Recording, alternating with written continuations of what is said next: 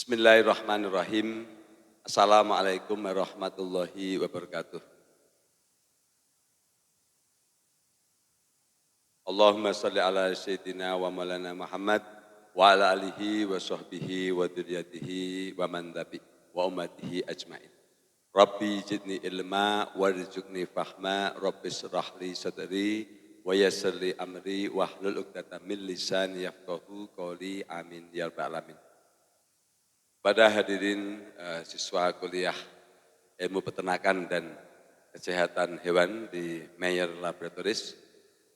Pada kesempatan hari ini, hari Kamis tanggal 3 Oktober tahun 2024, saya Dr. Muhammad Burhan akan menyampaikan materi tentang parasit darah. Karena ini lagi marak isunya ya. Jadi yang marak itu isunya. Makanya untuk memberikan sebuah keterangan yang jelas kepada masyarakat peternak, jadi artinya mana parasit darah, mana urolithiasis, itu dia jelas sehingga ketika masyarakat peternak itu menghadapi kasus pada ternaknya, itu bisa tepat penanganannya. Jadi tidak berdasarkan isu, tapi berdasarkan ilmu pengetahuan. Ini saya akan menyampaikan, jadi judulnya parasit darah pada sapi.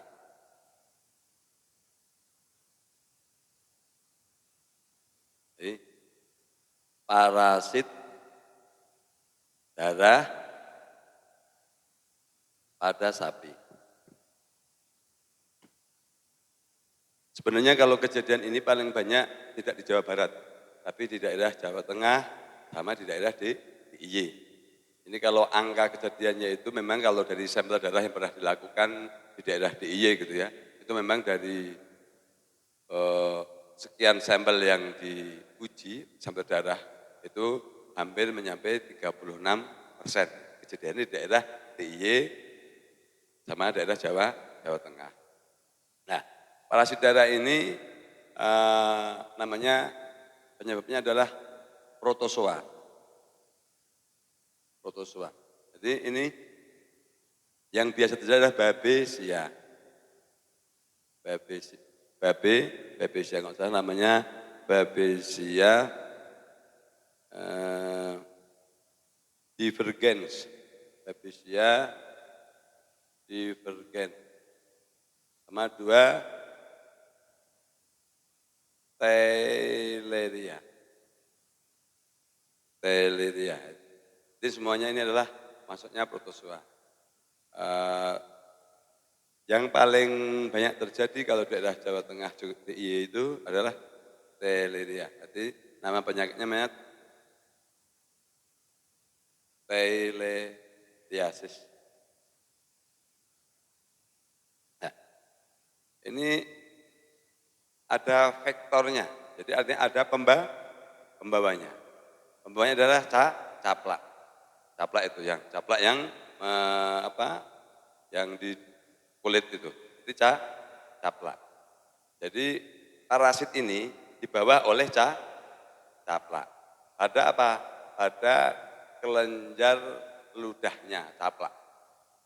Makanya caplak menggigit kulit, kemudian menginfeksi ke kulit, masuk ke aliran darah, kemudian menginfeksi sel darah merah. Jadi adalah jadi vektornya itu caplak. Tapi selain caplak juga bisa lalat, yang lalat hijau itu. Lalat. Ada juga nyamuk juga bisa. Jadi artinya untuk penularannya berarti butuh vektor. Tapi jika dalam satu kandang katakanlah ada 1 ekor, jadi ada caplak, kemudian membawa parasit ini, nah, kemudian menggigit. Nah, caplak ini kan otomatis nanti contoh bersentuhan sama sapi yang lain. Caplaknya migrasi, menghisap, sama. Jadi dia butuh caplak. Jadi kalau hanya tubuh dengan tubuh tanpa caplak tidak bisa. Tetapi resiko, karena caplak juga kan kecil kan, barang kecil kan. Jadi artinya resiko penularannya ketika satu ekor dalam kandang itu katakanlah terjadi infeksi parasit darah mengakibatkan ya kurang lebih 80% semuanya akan terinfeksi. Karena jumlah sampah itu tidak mungkin hanya satu di dalam kulit atau sapi ini ada ratusan sampah. Kalau perlu ribuan sampah. Nyamuk juga bisa menghisap ke sini berpindah. Kalau nyamuk kan paling gampang. Kenapa kalau nyamuk? Ada terbang. Kecaplak kan enggak? Caplak kan merayap. Ya butuh berpindahnya butuh bersentuhan. Tapi kalau nyamuk kan terbang. Paham ya? Kemudian gejala klinisnya ya. Jadi gejala klinis yang paling sering diomong-omongkan sama isu itu kan terlalu kencing berdarah itu bukan. Jadi itu bukan bagian daripada gejala spesifik daripada parasit darah, tapi mengumum. Tapi mohon maaf, hampir semua yang bicara itu peternak. Mohon maaf, bukan dokter hewan, bukan ahli atau orang peternakan, bukan. Tapi selalu peternak. Tapi nggak tahu isu itu dari mana, sehingga disimpulkan bahwa kalau kencing darah itu adalah parasit darah. Paham ya? Ini makanya saya sampaikan. Saya 2 kali menyampaikan, jadi gejala klinis parasit darah itu bukan kencing darah. Itu hanya bisa tapi tidak spesifik. Jadi paling menonjol ada satu adalah dia lesu lemah. Jadi karena anemia. Karena yang namanya parasit darah ini menginfeksi ke dalam sel darah merah. Paham? Otomatis kan merusak sel darah merah. Otomatis akan mengurangi jumlah sel darah merah. Sementara kalau sel darah merah ini kuranglah jumlah hemoglobin. Kalau hemoglobin kurang, berarti kuranglah oksigen. Kalau oksigen kuranglah produksi daripada energi sehingga lemah. Jadi paling menonjol adalah lemah lesu.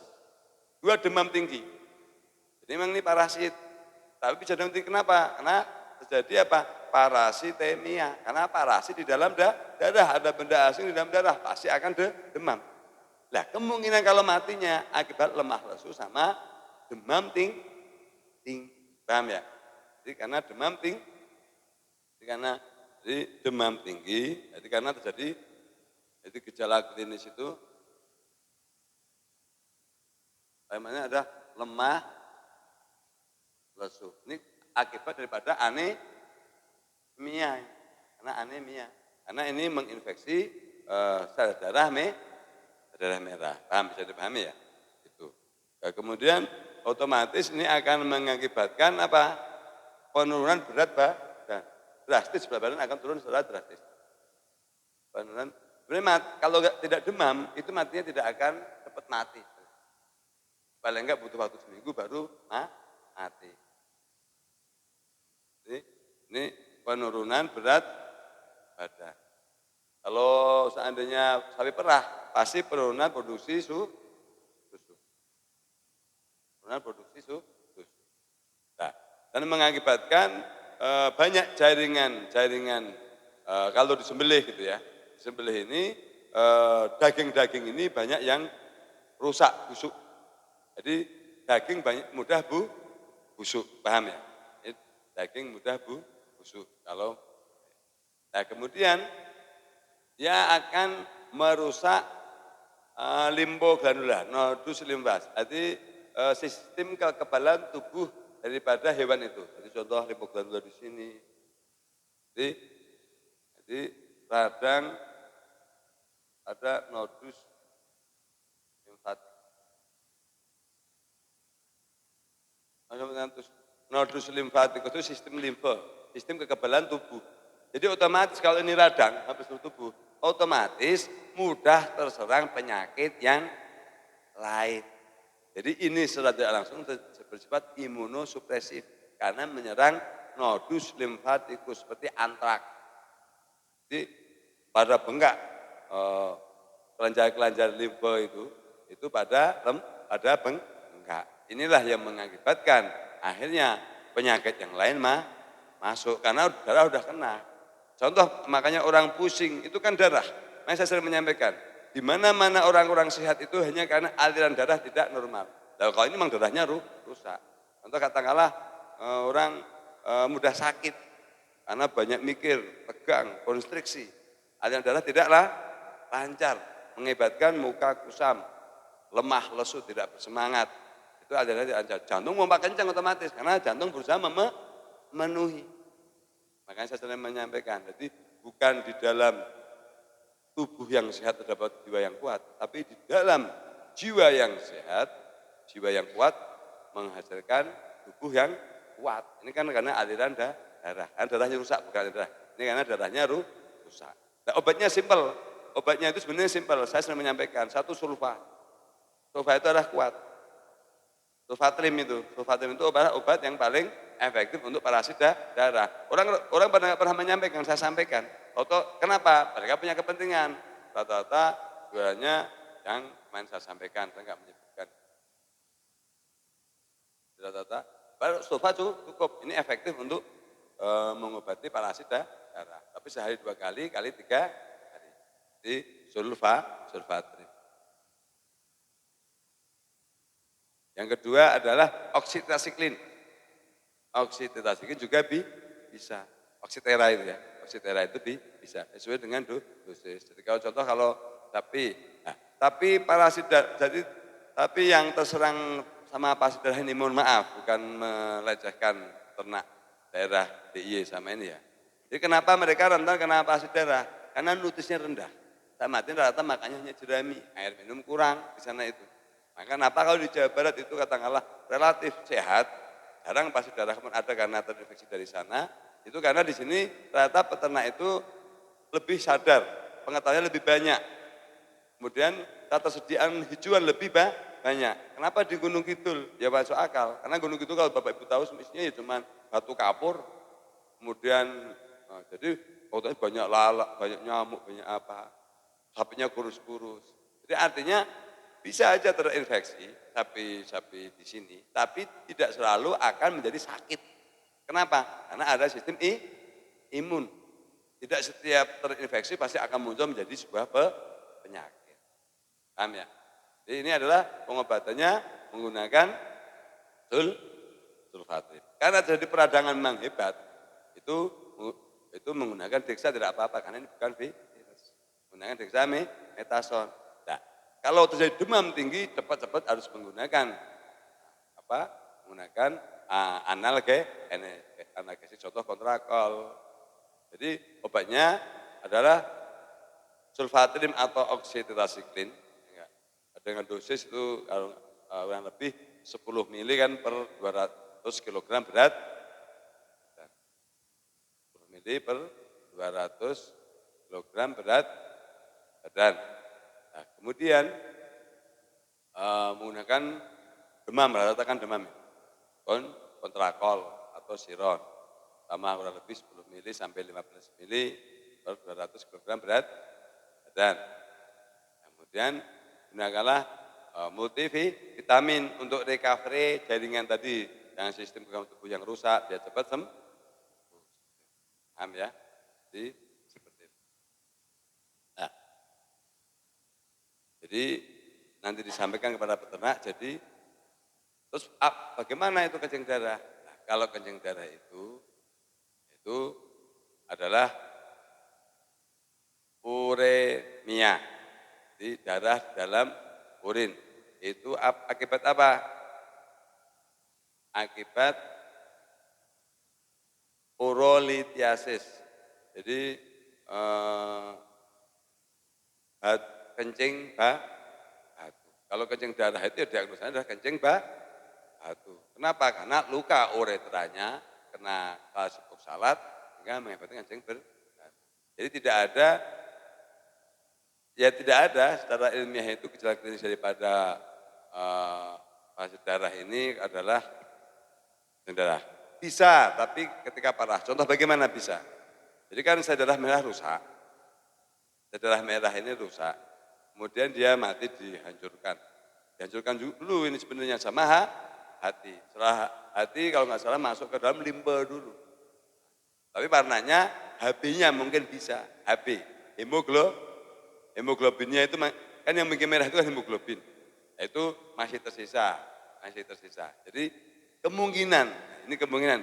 Jadi akhirnya bisa kencing darah itu tingkat keparahannya sudah terlalu tinggi karena HB ini, hemoglobin ini mengakibatkan masuk ke aliran darah, masuk ke ginjal, ginjal masuk ke urin sehingga mewarnai urin sehingga urinnya menjadi merah. Paham ya? Tetapi bukan gejala klinis inti. Nah, kalau terus Pak, bagaimana yakin? Kalau yakin sama seperti tidak ada yang yakin. Untuk meyakinkan harus uji darah bahwa di darah tersebut mengandung itu atau tidak. Maksudnya tidak selalu kencing darah itu adalah parasit darah, tetapi bisa ketika terjadi infeksi parasit darah bisa kencing darah. Tapi itu ketika berarti sudah lebih dari minimal 3 hari. Makanya benar kalau meninggal dunia, paham ya? Jadi makanya tidak tertolong, benar Pak Opik mungkin. Yang mengakibatkan karena banyak sel darah merah rusak kan, itu kan itu kan namanya infeksi intraseluler. Sel darah merah diinfeksi oleh protozoa sehingga rusak, masuk hemoglobinnya luruh masuk ke ginjal ke urin sehingga mewarnai urin. Paham ya? Makanya jadi kalau seandainya kencing darah itu ada 2 kemungkinan. Satu memang benar murni parasit darah, karena urolitiasis, karena kencing batu. Itu hanya terjadi pada jantan. Nah, tapi kalau pada betina langsung mungkin bisa mengarah ke arah parasit darah. Karena kalau kencing batu itu jarang terjadi pada betina. Paham ya? Jadi diyakinkan dengan itu. Nah, tapi mau urolitiasis, mau itu obat antibiotiknya sama, menggunakan sulfatin. Makanya insya Allah mau itu salah diagnosa entah urolitiasis, entah itu parasit darah, insya Allah dengan menggunakan sulfat dan diksa, mengobatinya sama, itu menjadi sembuh. Cuman kalau kencing batu lebih rumit. Kenapa lebih rumit? Karena kan sulfat ini kan hanya mengobati infeksinya, akibat luka dari infeksi, tapi tidak menghilangkan kencing batunya. Nah, kalau kencing batunya harus menggunakan obat peluruh kencing batu. Contohnya kalau di mana ada namanya kalis itu. Obat namanya kalis, jadi kalsium, penghancur kencing batu. Paham ya? Jadi demikian, saya tekankan sekali lagi, jadi bahwa gejala klinis daripada parasit darah itu yang namanya kencing darah itu bukan primer tapi sekunder. Tapi memang tidak tertolak, bisa, tapi tidak selalu, ya enggak? Jadi artinya akibat ada hemoglobin eritrosit atau sel darah yang rusak sehingga mengakibatkan hemoglobin masuk ke dalam ginjal dan urin sehingga mengakibatkan kencing darah. Demikian semoga bermanfaat. Billahi taufiq hidayah. Wassalamualaikum warahmatullahi wabarakatuh.